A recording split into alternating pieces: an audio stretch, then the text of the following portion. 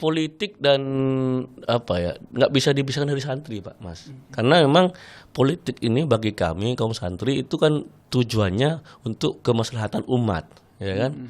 Tasarruful umam ala ra'iyah manutum bil maslahah. Itu ada kaidah begitu. Jadi niat kita berpolitik itu bukan untuk memperkaya diri, tapi bagaimana memberikan kemanfaatan seluas-luasnya kepada masyarakat, gitu loh. Jadi nggak boleh. Ada kan beberapa waktu yang lalu misalnya gerakan memisahkan kiai dengan politik, pesantren dengan nggak bisa, karena memang secara fitrah naluriah santri itu kan pasti harus mengabdi dan memberikan kemanfaatan kepada masyarakat. Lah, politik salah satu caranya. Dari Indonesia berdiri sampai sekarang, Mbak, tidak bisa gerakan politik apapun itu pasti membutuhkan kaum santri. Kaum santri itu dari bahkan sebelum jauh Indonesia berdiri itu sudah ada banyak pesantren. Nah, sampai sekarang pun ya nggak bisa kekuatan politik apapun pasti membutuhkan kaum sarungan. Sehingga kemudian mau nggak mau kami itu pasti terlibat dalam penentuan negara ini mau kemana. Kami tidak ingin hanya jadi angka.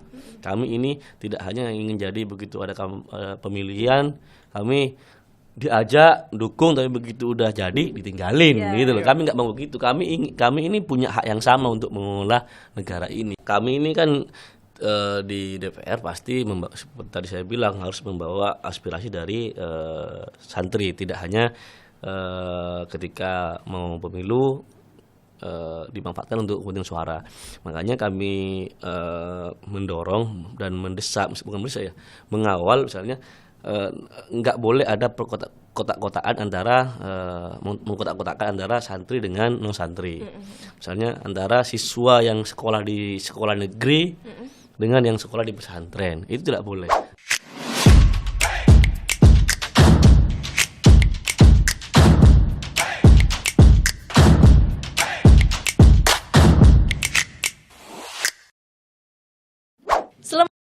Di podcast Kios Koran bersama dengan saya Nilu Rara, dan di episode kali ini kita kedatangan tamu yang beberapa bulan lalu ya kita sudah sempat ngobrol santai bersama dengan Mas Nur Faizin atau biasa dikenal dengan Mas Jen ya. Halo Mas Jen, apa kabar? Halo Mbak Rara, alhamdulillah baik. Baik, suaranya agak serak-serak enak gitu ya. Serak-serak enak. Lagi bapil dikit. Bapil karena memang perubahan cuaca dari musim kemarau ke musim hujan. Durian. Musim mangga ya, musim mangga gitu kan.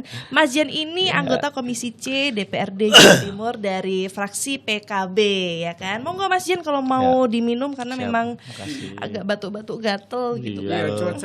Cuacanya ini benar bersahabat banget. Bapil, batuk pilek gitu kan, pusing. Itu yang enak. Tapi gimana Mas kegiatan sehari-harinya? Apakah walaupun situasinya seperti ini, kerjaan gimana, aman? Alhamdulillah masih lancar. Ya ada sedikit pilek ya nggak masalah lah. Yang penting kerjaan tetap lancar, badan sehat, itu sih Mbak Rara yang penting. Yang penting itu. Mas Jen ini masih muda ya teman-teman ya. Dan kemarin itu sempat Rara lihat ini lagi statusnya itu lagi ngurusin yang ada di Madura sana itu loh Mas. Apa sih yang kapal pesiar atau apa itu yang di statusnya Mas itu? Kapal pesiar. Bukan pesiar sih, kapal apa itu ya? Perahu atau apa yang dari luar memperjuangkan apa itu? Survei seismik yang migas yang ditolak oleh warga. Nah, lagi memperjuangkan warganya. Kenapa memang? Mas Jen ada survei seismik migas di Pulau Kangean itu. Pulau apa Mas namanya? Kangean ya. Itu di wilayah Sumeneb, tapi warga menolak mayoritas sehingga kami suarakan itu maksud itu. Sampai di ini waktu mereka lagi tengah laut dikejar sama perahu nelayan, perahu rakyat. Bener. Tuh. Gila. Makanya kami suarakan kemarin, ya alhamdulillah. Sampai sekarang sih di atensi, tapi masih belum ada kejelasan, kan warga meminta agar itu di stop. Gitu. Ada permasalahannya. Ya karena menurut warga tidak ada manfaatnya ke mereka, dan surveinya itu menurut teman-teman di bawah itu tidak transparan gitu loh, tidak melibatkan masyarakat secara aktif. Itu kemarin liatnya rame di tag Perhatian juga, Mbak Iya Lara. iya Iya. dong. Karena aku perhatian sama semua orang.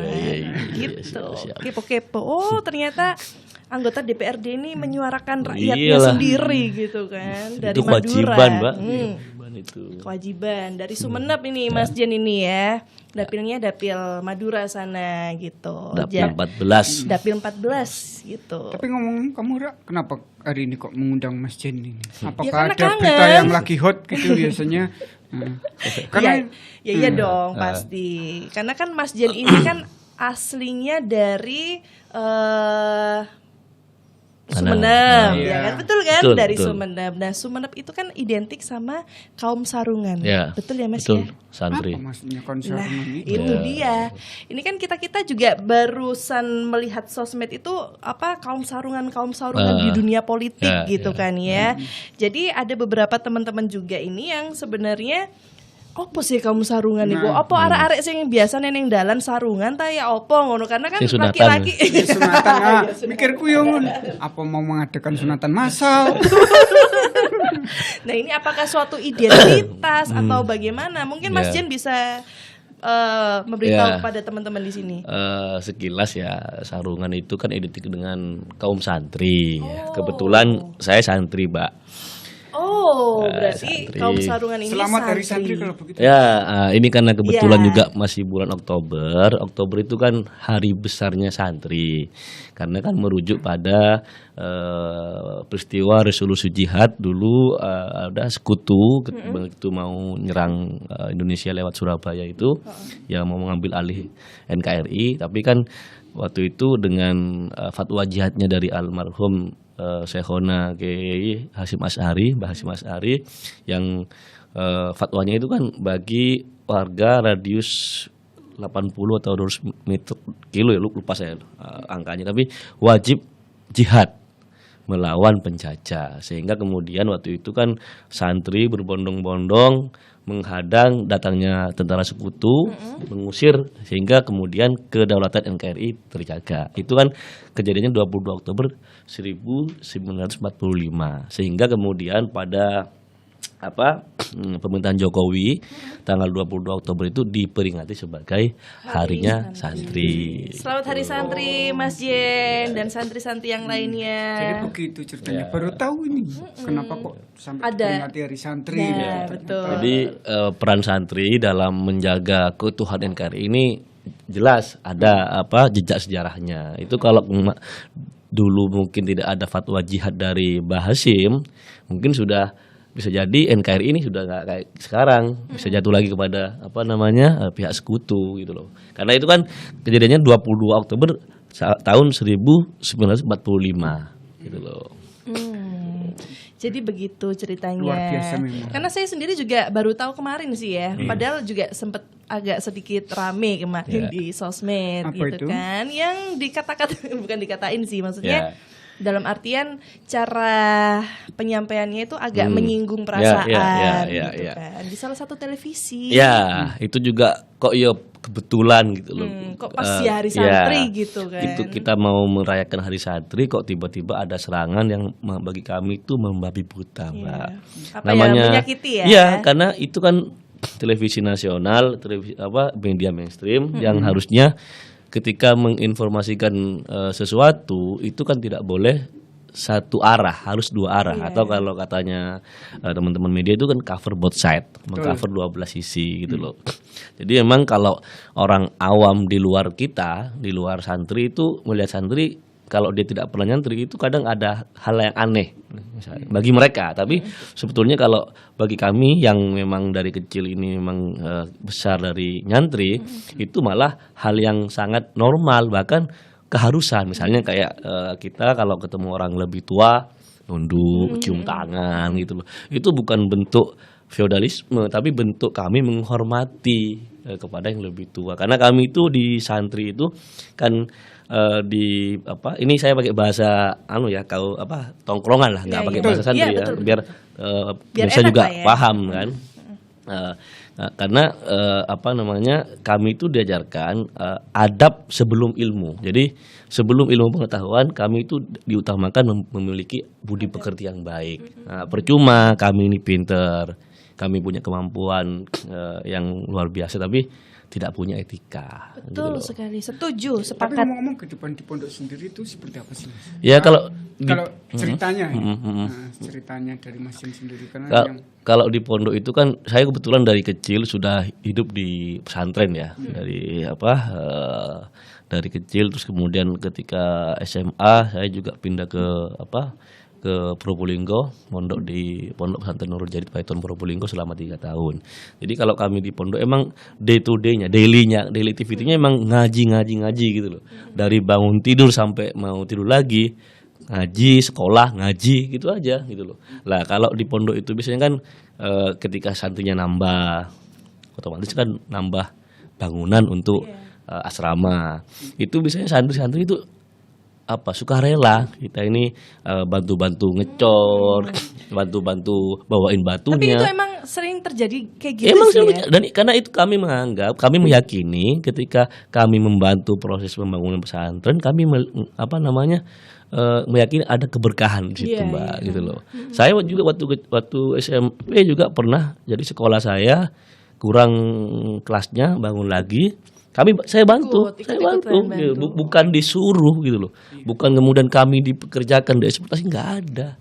Jadi kami memang dari kecil sudah punya sense of belonging kepada pesantren kami. Itu yang mungkin yang membedakan dengan pendidikan di luar pesantren. Sehingga saya juga tidak menyalahkan orang yang nggak tahu.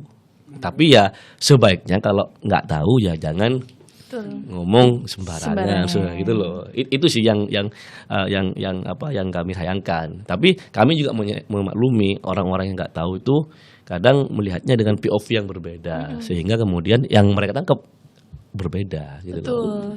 Tapi memang luar biasa gotong royongnya di suasananya nyantri, gotong royongnya nyantri di pondok itu memang luar biasa. Kan kalau gini Mas, kalau biasanya ya kalau misalnya kayak kita sekolah di mana, begitu udah keluar sudah nggak merasa memiliki. Kalau di pesantren itu tetap meskipun kita sudah alumni, tetap kita tiap tahun minimal ada haul, kan? Memperingati wafatnya para pendiri pesantren. Kita rame-rame ke sana, sehingga ikatan emosional itu antara santri yang awal sampai yang sekarang ini terus masih terjalin. Gitu. Iya emang beda sih. Kalau misalnya aku sendiri kan nggak, memang dari dulu kan memang baru ini mualaf gitu kan ya. Jadi beda. Kalau sudah lulus ya udah kita ketemu sama teman baru ya udah gitu. Kalau di pesantren itu beda banget. Jadi ikatan emosional, spiritualnya juga.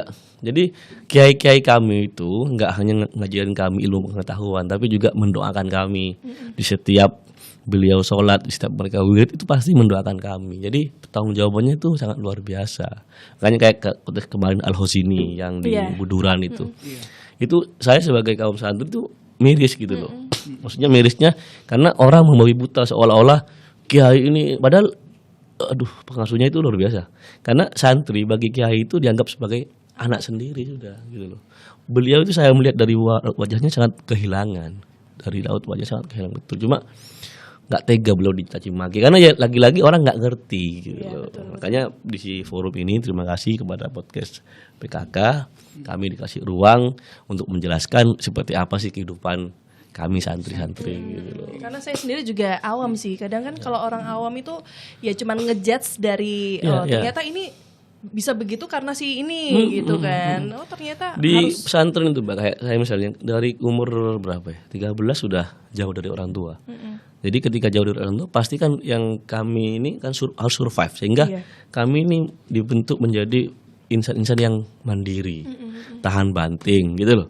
Sehingga beda pasti kalau misalnya sekolahnya, bahkan kadang ada teman-teman kita kan yang sampai kuliah tinggal sama orang tua, itu kan pasti beda pendidikan karakternya. Kalau kami dari kecil sudah jauh dari orang tua, sehingga misalnya mau makan kadang kami masak sendiri, gitu, nyuci sendiri lah. Hal-hal itu yang membentuk karakter kami karakter mandiri itu tadi. Dan santri sekali lagi tadi sudah saya bilang peran dalam menjaga keutuhan NKRI, merawat juga gitu. Karena Indonesia ini kan mayoritas Islam. Dan Islamnya Islam santri. Dari Islamnya Islam santri yang paling dominan, sehingga kemudian santri itu kan pemahaman keagamannya kan selalu pasti moderat. Dia antara kepatuhan kepada agama dan menjaga keutuhan negara itu satu tarikan nafas. Sehingga tidak mungkin yang namanya santri itu jadi teroris, itu tidak mungkin. Jadi luar biasa sebetulnya peran santri dalam menjaga keutuhan kebinekaan NKRI ini. Mbak Rara dulu kan mualaf. Saya yakin para saudara kita di luar Islam sangat berdedikasi kepada santri, karena dengan santri yang punya pemahaman yang moderat menganggap semuanya itu sebagai saudara, sehingga kemudian tidak ada yang namanya perpecahan gitu loh, Pak. Apalagi di Jawa Timur ini kan Jawa Timur ini memiliki para santri terbanyak se-Indonesia. Ya kan Jawa Timur itu paling banyak loh kalau saya daerah baca-baca. Pesantren dengan jumlah terbesar di Indonesia. Betul. Jadi ini kalau ngomongin kaum sarungan, berarti bisa dikatakan para santri ini kaum sarungan ya? Iya, karena kan daily activity-nya ya pakai sarung kami itu. Iya, betul sih. Kecuali bahkan kalau saya dulu di pesantren ke sekolah pakai celana. Tapi banyak yang beberapa tempat pesantren itu sekolah formal pun mereka pakai sarung gitu loh. Lucu kadang pakai sarung, pakai sepatu. Tapi pakai sepatu itu? Ada yang gitu. Kalau pakai sendal kan udah kayak biasa lah ya. Kita kalau ketemu di masjid gitu kan, sarung, sendalan gitu. Oke. Jadi ya itu kalau mau bicara soal pesantren tidak bisa melihat dari sosmed, harus diselami kehidupan mereka kesehariannya. Kalau di dan sosmed biaya kami itu kadang pesantren itu banyak yang ini Mbak, kadang banyak yang gratis. Tapi kalaupun ada yang biaya sangat kecil sekali. Bukannya ini mahal kan Mas? Kok Enggak. aku denger-dengar kok lebih mahal ya? Enggak, katanya. Kadang ada yang bilang gini nih, kalau di pesantren itu kalau nggak punya duit nggak usah dipondokin. Enggak, Kan banyak yang kayak gitu kan? Bahkan banyak yang gratis. Oh. Lah kiainya itu yang mencari duit untuk menghidupi kehidupan mereka selama mencari ilmu itu. Makanya kan yang disorotkan misalnya kayak ada santri-santri yang salam tempel, itu kiai nggak pernah minta, Mbak. Jadi kiai itu nggak pernah minta, nggak mewajibkan kamu harus mesti, nggak ada. Itu kadang yang dikasih ya, mohon maaf, kadang ada yang semampunya, ada yang 1.000, 5.000. Ya semampunya santri ngasih berapa kiainya. Bukan dalam rangka membayar kiai, enggak, tapi dalam rangka mencari keberkahan.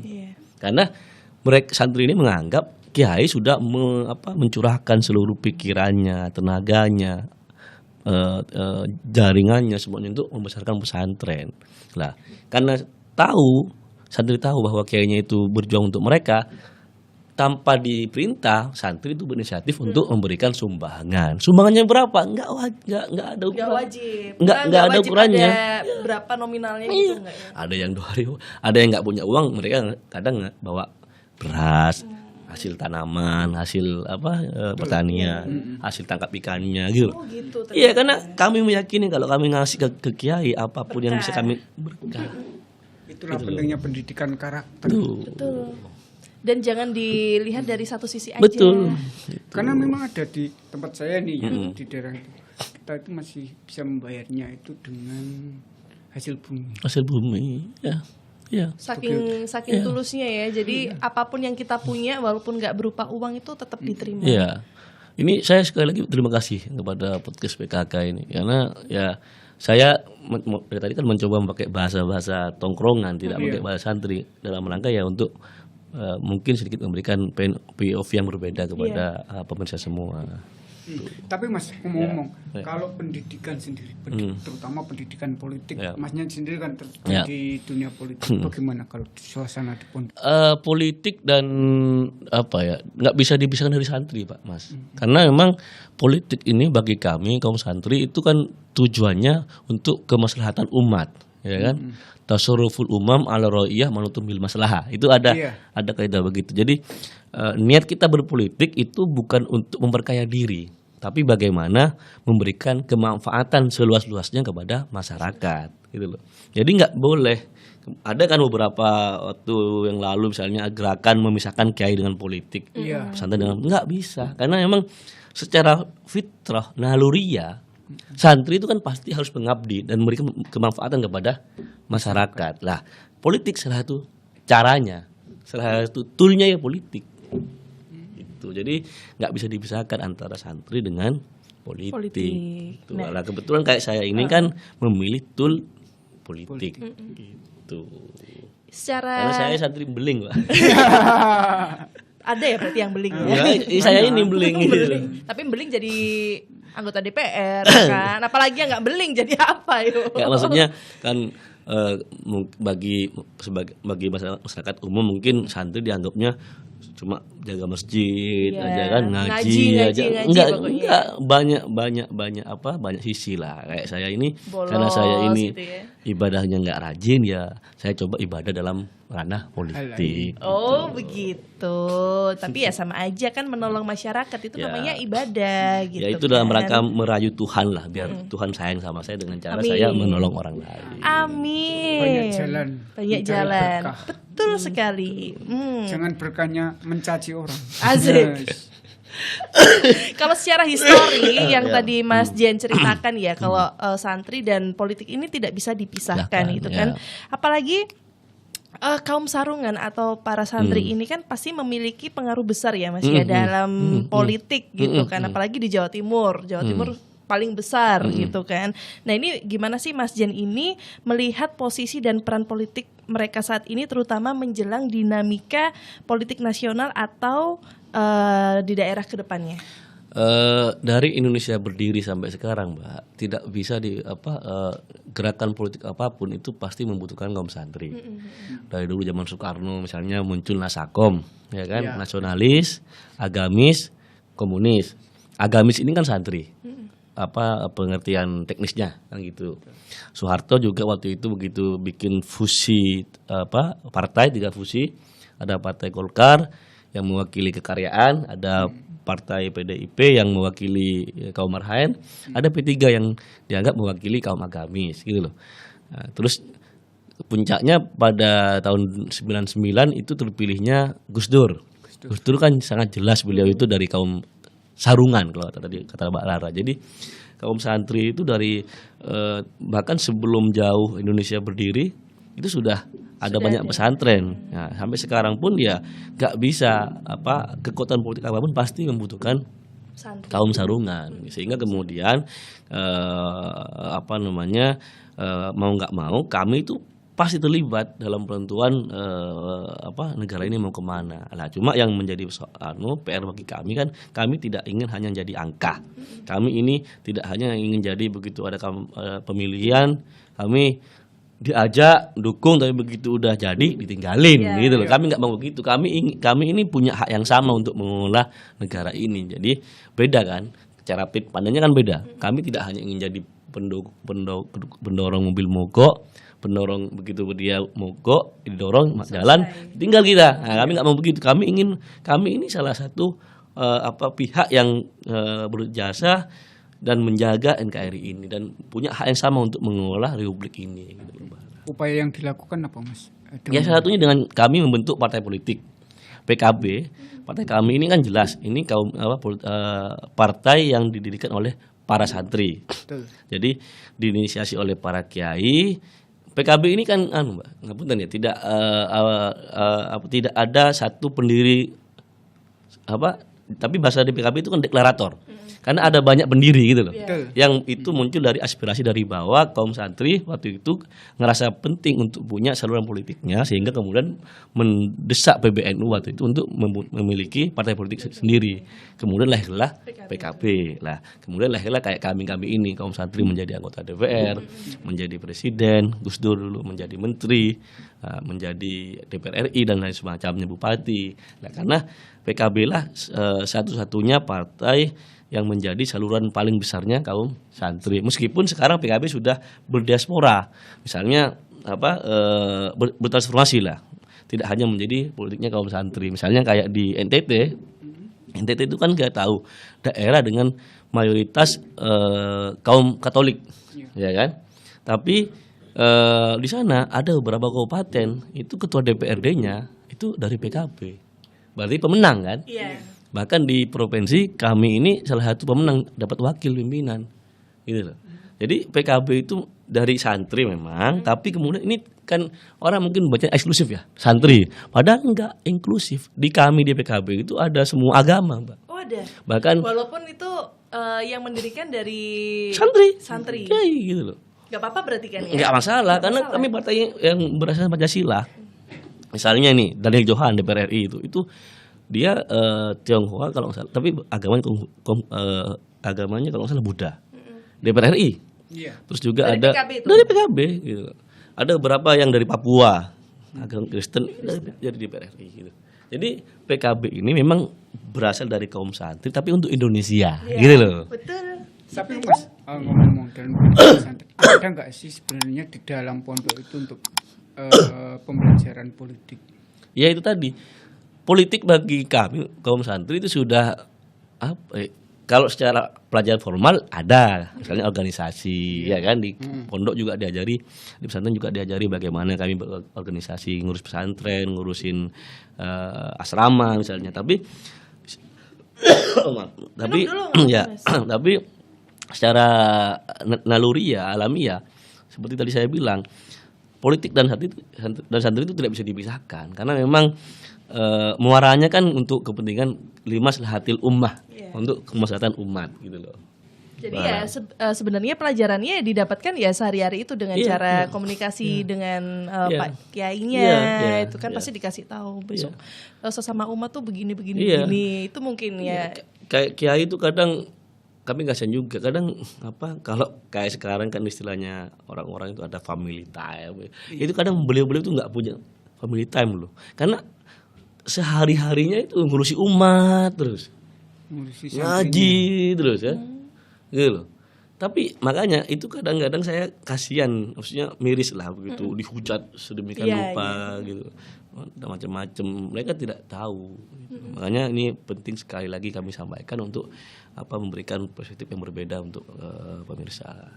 Baik, ini saya penasaran nih Mas Jen, gimana sih para politisi ini dan partai harus berinteraksi dengan kaum sarungan agar hubungan yang terbangun ini tidak bersifat transaksi kan? Tadi kan Mas Jen sempat bilang ya, pasti politik ini membutuhkan kaum santri gitu. Nah ini kan seperti transaksi padahal kan sebenarnya tidak. Nah ini cara berkomunikasinya bagaimana? Ya kalau kami kan tadi sudah saya bilang, kami sebagai kaum santri sudah menyadari bahwa kami tidak ingin jadi follower. Kami ini bukan hanya footer yang seperti tadi Mbak Ara bilang dibutuhkan ketika ada pemilihan. Ketika lagi mau pemilu misalnya sowan ke kiai-kiai ya kan, cium tangan tiba-tiba itu kan mendadak itu kan, santri gitu. Mendadak santri. Jangan mendadak dangdut. Tapi begitu kayak kemarin pesantren dihina, diem. Mana kalian gitu loh. Lah, faktanya kan kalau kami PKB karena memang lahir dari kaum santri, ya ketika rumah kami dihina ya pasti kami yang paling depan menyuarakan itu, dan terbukti kemarin itu ketika misalnya Lirboy yang dihina oleh Trans 7, dari pusat DPR RI sampai DPR kabupaten di seluruh Indonesia itu bergerak menuntut agar kemudian pemilik Trans 7 itu minta maaf, dan alhamdulillah kan itu dilaksanakan oleh pemilik Trans 7 kan, minta maaf ke pesantren. Itu gitu memang, tapi kalau di media sosial itu banyak yang pro kontra. Ya pasti. Ya karena itu. Ketidaktahuan itu. Untungnya ada podcast kios koran ya. Makanya saya sengaja, Mbak, meskipun saya kaum santri, saya tidak pakai sarung. Iya, dalam rangka bahwa padahal saya mau request loh Mas, kalau Mas Jan ini kesini tadinya bawa sarung gitu. Nggak, maksudnya biar kalau pakai baju itu kan takutnya masyarakat ini pemirsa gitu, mengkotak-kotakkan bahwa santri juga bisa santai, bisa pakai celana ya. Tapi kalau di luar kan banyak kan ya Mas ya, para kaum sarungan ini yang tidak bersarung, maksudnya santri tapi yang maksudnya ya biasa kayak anak-anak biasa gitu. Kayak sarungan, Mas Jen gini banyak. Sarungan itu kan hanya sebutan lah ya, karena tadi secara mayoritas memang karena tadi ubudiyahnya ibaratnya kuat ya. pasti kalau sholat ya kebanyakan pakai sarung sehingga disebutlah kaum sarungan. Begitu, kaum sarungan ya. Kalau dalam konteks legislatif nih Mas, dan kebijakan daerah, apa yang Komisi C rekomendasikan supaya aspirasi dari kaum sarungan ini tidak hanya didengar tapi juga diimplementasikan? Ya, kami ini kan di DPR pasti seperti tadi saya bilang harus membawa aspirasi dari santri, tidak hanya ketika mau pemilu dimanfaatkan untuk kepentingan suara. Makanya kami mendorong dan mendesak, bukan mendesak ya, mengawal misalnya nggak boleh ada kotak-kotakan antara mengkotak-kotakan antara santri dengan non santri. Misalnya antara siswa yang sekolah di sekolah negeri dengan yang sekolah di pesantren, itu tidak boleh. Swasta yang di umum dan di pesantren itu nggak boleh. Semuanya mempunyai hak yang sama karena ini sama-sama warga negara Republik Indonesia khususnya Jawa Timur. Sehingga kayak misalnya beasiswa, kami ini alhamdulillah diingatkan sama gubernur ada beasiswa untuk siswa, itu tidak hanya untuk siswa umum Mbak, tapi juga untuk siswa yang dari kalangan pesantren gitu loh. Ada beasiswa pesantren, ada beasiswa santri, macam-macam lah. Alhamdulillah Pemprov Jawa Timur soal itu komit tidak membeda-bedakan antara yang dari pesantren dan yang non pesantren. Nasionalisme berarti ya. Berbeda-beda tapi satu gitu. Semua pendaftaran ada jalur santri. Ya, ada. Bahkan sekarang misalnya kayak LPDP juga ada santri, bahkan misalnya kayak polisi sekarang juga ada jalur santri. Ya, alhamdulillah. Ada ya sekarang ada. ya. Keren-keren. Semakin tahun semakin ini ya, apa namanya? Hadir gitu. Kalau dulu kan nggak ada kan Mas kayak gitu ya. Makanya kan kami ke depan kan tidak ada pengkotak-kotakan gitu loh. Ya udah mau kamu santri, mau kamu nggak santri ya selagi kamu orang Indonesia sudah punya hak yang sama. Soalnya pandangannya orang itu kadang kalau yang nggak paham itu ya itu dikira santri itu yang terlalu apa ya, maksudnya karena sering belajar ngaji. Padahal sebenarnya ya sama aja gitu kan ya. Tapi untuk masalah faktor utama yang mempengaruhi ini Mas Jen dari orientasi politik mereka hari ini itu apakah yang mempengaruhi itu apakah memang dari figur ulama atau mungkin kinerja pemerintah atau kedekatan dengan pesantren atau yang lainnya? Kalau kami saya kebetulan dalam politik itu punya tagline khusus kalau saya itu santri ngereng kiai. Hah? Apa itu? Santri nderek yai. Oh, santri mengikuti kiai. Ya. Oke. Jadi apa bahasa Maduranya tadi? Santri ngereng kiai. Ngereng. Bahkan tim saya kasih nama itu, santri ngereng kiai.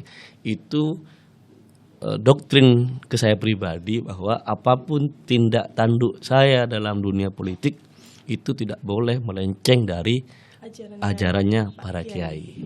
Itu jadi apa misalnya saya memperjuangkan apa untuk apa itu harus selalu dalam kerangka arahan dari para masyayikh dan para kiai. Karena saya ini hanya eksekutor lapangannya aja, petunjuk dari siapa? Dari kiai. Itu yang saya tanamkan Mbak. Sehingga kemudian saya berpolitik itu punya kompas, tidak asal-asalan dan tidak apa istilahnya ya, tidak oportunis lah, tidak oportunis. Bahwa kami ini berpolitik itu ada kompasnya. Kompasnya apa? Dauh dari para kiai. Pak Yai itu tadi. Oke, berarti memang apa namanya yang sudah diajarkan Pak Yai itu sebagai apa ya ibaratnya yang bekal yang dibawa kemana-mana gitu, suatu kompas lah biar kita nggak salah arah. Betul, sampai salah bukan arah, salah rara ya. Apalagi serba salah ya. Kalau dalam ranah konkret kebijakan nih Mas, apakah Komisi C ini melihat ada tantangan utama yang dihadapi kaum sarungan yang ada di Jawa Timur? Itu tadi kalau saya tantangannya kadang di kami ini kan karena ada banyak santri itu besar gitu kan. Persoalannya mungkin bagi kami ini bagaimana menyatukan ego di antara alumni ini gitu. Ada ya kayak gitu ya? Ada biasa begitu, tapi ada lah pasti orang pasti, yang negeri aja ada ya. gitu kan. Tapi makanya kalau saya pribadi sebagai santri, kami mendorong agar ini jadi satu, sehingga kalau ini bersatu daya tawarnya kan juga lebih tinggi ketimbang kita berpecah-pecah, gitu loh, Mbak. Kalau dari segi ekonomi atau pelatihan kewirausahaan, Mas, gimana di pesantren? Iya, kami kan selalu kalau di PKB jelas, misalnya kami ini punya anggota dewan kan ada yang punya namanya pokir ya. Pokok pikiran kami itu selalu setiap kali reses kami pasti tempatnya di pesantren. Kami meminta apa sih masalah yang panjenengan hadapi sekarang ini, misalnya ada yang anaknya nggak bisa bayar sekolah misalnya, atau pesantrennya misalnya butuh lab bahasa, lab praktek ya macam-macam lah. Iya. Ya, misalnya ada di pulau kemarin ngomong ke saya, Mas, saya tolong dong cariin ini dong akses mau bikin perpustakaan. Nah, begitu-begitu. Sehingga kami kemudian usulkan dan kemudian ya kami carikan solusinya sehingga apa yang menjadi kebutuhan pesantren itu bisa terpenuhi. Misalnya juga ada yang misalnya pesantren yang pengen alumninya punya usaha. Punya UMKM, nah, itu kami dorong, Pak. Misalnya kami pertemukan dengan pihak perbankan untuk permodalan misalnya, dan banyak lainnya lah. Gitu loh. Berarti dari para santri-santri ini juga diajarkan tentang ini ya, apa namanya, potensial untuk mencari cuan, gitu kan dari UMKM. Iya. Ini kalau kayak pesantren di Cirebon tuh ada pesantren Bina Insan kalau nggak salah namanya. Itu keren, Mbak. Jadi dia dari SMA itu sudah diproyeksikan, misalnya. Kamu mau sekolah di mana? Mau kuliah di mana? Saya mau kuliah di Amerika. Oh ya udah, caranya ini. Kamu mau kuliah di mana? Di Al Azhar Kairo. Ini caranya. Mau kuliah di mana? Eropa. Jadi dari awal sudah disiapkan sehingga begitu lulus mereka langsung keterima di kampus-kampus di seluruh dunia. Keren ya. Keren. Ada juga pesantren yang memang fokus untuk membentuk wirausahaan. Ada juga yang khusus itu. Ya, tapi kan yang menjadi pondasi kami itu tadi itu saya bilang keagamaan yang itu prinsip-prinsipnya bagaimana mendahulukan adab sebelum ilmu. Iya. Percuma punya ilmu tapi nggak punya etika, ya kan? Betul sekali. Sepakat. Itu adab nomor satu. Nomor satu. Oh, berarti pesantren itu nggak hanya tentang apa ya, pendidikan apa sih umum kayak pelajaran-pelajaran biasa, bukan hanya ngaji, tapi juga ada pelatihan-pelatihan buat mereka-mereka ini supaya tepat pada keinginannya. Betul. Gitu. Ada pesantren di Madura, di Pamekasan, itu alumninya kebanyakan begitu lulus itu jadi pengusaha. Kebanyakan. Ya, karena memang sama kiainya dididik untuk menjadi dari kecil itu sudah dididik untuk menjadi pengusaha, sehingga begitu keluar banyak santrinya yang jadi buka usaha dengan berbagai macam potensi yang mereka miliki. Nah, ini salah satu pengetahuan yang tidak kita ketahui. Betul. Ya kan. Kayak saya sendiri juga baru tahu loh, Mas, kalau ternyata ada beberapa pesantren ini yang dikhususkan untuk kewirausahaan. Ini contoh, Mbak, pondok saya di Probolinggo. Oh, itu yang SMA itu? Iya, dia kan punya kerjasama khusus dengan pemerintah China, sehingga tiap tahun pasti ngirim alumninya ke sekolah di China. Wow. Gitu. Jadi. Tapi itu di China tetap maaf ya, maksudnya apakah itu dikhususkan memang untuk orang-orang santri? Apakah umum? Umum. Tapi ada kerjasama beasiswa dengan pesantren sehingga lulusan terbaiknya dipilih, nanti mereka dikasih beasiswa. Bahkan ada dari S1 sampai S3 di China. Wih. Tapi tetap tidak kehilangan santrinya gitu loh. Nah itu walaupun sudah tinggal di luar negeri ke barat-baratan ya, tapi kita tidak melupakan adab. Tapi mau nggak mau mengakui budaya gotong royong itu tetap di pondok pesantren yang melestarikan. Iya, saya juga baru kapan ya, beberapa hari yang lalu itu sempat baca-baca, ternyata memang seperti yang Mas Jan ceritakan, kalau lagi bangun itu kan kayak kemarin yang di Sidoarjo tuh, Mas, itu kan banyak sekali yang mereka kadang menyalahkan kayak itulah karena bukan dari maksudnya benar-benar ahlinya untuk membangun, ikut-ikutan. Nah itu yang perlu saya tanyakan juga nih, Mas.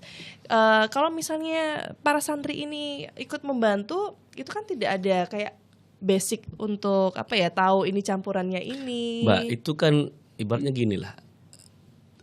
Santri itu kan bukan kalau kayak makan ya, bukan chef utamanya. Chef utamanya kan kalau bangun kan arsiteknya ada sebetulnya. Tapi santri ini hanya membantu perintil-perintilannya aja. Oh, misalnya tolong bawain ember. Iya, bawain batunya. Iya. Oh. Cuma kan framing di media kan seolah-olah Nah, yang santri kecil bangun ini nggak bisa gitu loh. nah Nggak. itu berarti yang bagian nolong lah Iya, ya, yang nolong apa bapak ya? tukangnya gitu. Ya yang bantu meringankan beban tukang utamanya gitu loh. Dia hanya misalnya bawa ini corannya, tapi ukurannya seperti apa itu sudah ada ahlinya. Cuma memang ada beberapa, ini harus kami akui juga, ada memang beberapa yang yang kadang juga tidak memperhatikan kelayakan bangunan itu seperti apa gitu loh. Harusnya kan harus ketika perencanaan misalnya membangun berapa lantai itu kan harus betul-betul dikasihkan kepada ahlinya. Itu kadang memang ada beberapa yang memang tapi tidak semua ya. Tidak sesuai ya maksudnya. Oh. Tapi sekali lagi itu bukan dalam rangka kesengajaan untuk bikin bangunan seadanya, enggak. Tapi itu ya sekali lagi itu kekurangan yang mungkin jadi pelajaran buat kita kaum santri untuk lebih hati-hati untuk membangun. Itu yang harus diketahui ya buat teman-teman yang ternyata kemarin tuh yang dimaksud itu bukan yang benar-benar membangun, benar-benar nggak ada bapak tukangnya gitu, tapi mereka ini yang membantu, yang sama-sama membantu meringankan pekerjaan dari tukang itu tadi gitu kan. Baik, kalau ngomongin soal era digitalisasi atau media sosial Mas Jen, ini untuk kaum sarungan sendiri ini gimana sih caranya untuk menyesuaikan dengan era digital atau media sosial? Apakah itu mengubah arah politik mereka atau bagaimana? Mengubah sih mungkin enggak ya Pak, tapi ya. bahwa kami itu beradaptasi itu pasti, karena di kami itu ada kaidah begini, al-muhafadzatu al-qadimis sholeh wal ahdu bil jadil aslah. Kami itu harus menjaga apa yang sudah bagus, tapi dianjurkan untuk mengambil yang baru yang lebih baik.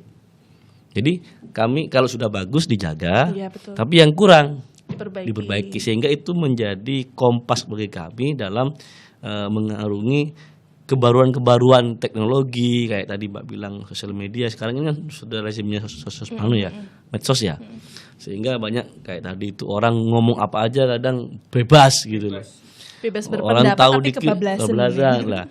Kami itu kan punya kaidah itu yang menjadi pedoman kami dalam melangkah, sehingga pesantren itu kaum santri itu tidak ketinggalan zaman, tapi dengan caranya dia sendiri. Nah, itu kan makanya kalau ada santri ketinggalan zaman itu berarti tidak mengamalkan kaidah itu tadi. Gitu loh. Soalnya kan di media sosial itu jarang banget kan ada misalnya biasanya kalau punya pesantren itu kan dikasih daily activity gitu kan. Itu kan jarang sekali. Sekarang banyak loh, banyak ya sekarang. Sudah mulai banyak konten kreator yang dari kaum pesantren. Bahkan misalnya pesantren-pesantren besar ini sekarang sudah punya akun sosial medianya, followernya juga lumayan. Oh, itu sudah punya konten kreator sekarang ya. Wah, keren. Kan emang itu. Jadi tapi kan persoalannya yang menjadi PR di pesantren itu kan pengajian agamanya kan emang sorogan gitu ya. Maknanya satu persatu. Itu kan bagi yang anak-anak Gen Z sekarang yang suka dengan hal instan itu kadang-kadang nggak sabar lah. Ini memang tantangan kami bagaimana merangkum ajaran agama yang panjang itu kemudian bisa menjadi hal yang simpel yang mudah dicerna. Itu PR kami juga. Tantangan ya. Pesan Mas, kepada kaum sarungan tentunya ajakan yang apa ini kira-kira? Kalau kami kepada kaum santri, karena saya juga santri ya.